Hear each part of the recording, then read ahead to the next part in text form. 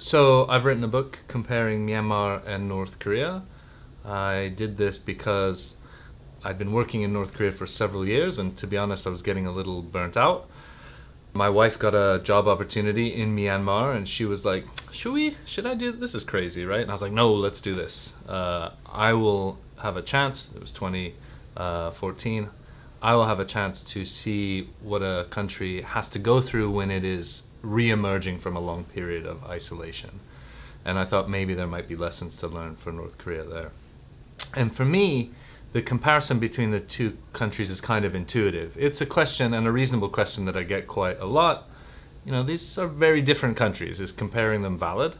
I think it is, because when you look at the region, these are the only two post-Cold War pariahs that have been sanctioned, that have relied on the military as the primary organizing institution, and really as the cultural force in the country.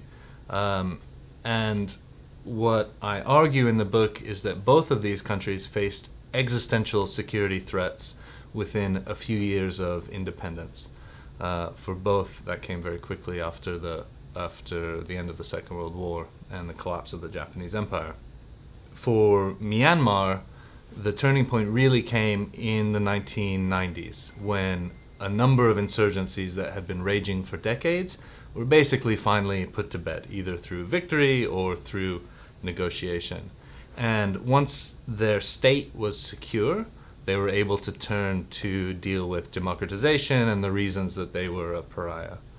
North Korea, their existential threat has been South Korea and a superpower, the United States, that's been on their doorstep, again, since the 1950s.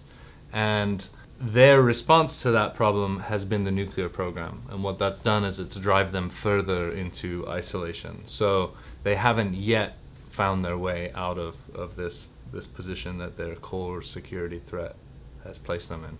Now, of course, we're at a very interesting moment where more than ever before, we're seeing Pyongyang make a really concerted effort to resolve the reasons for its isolation.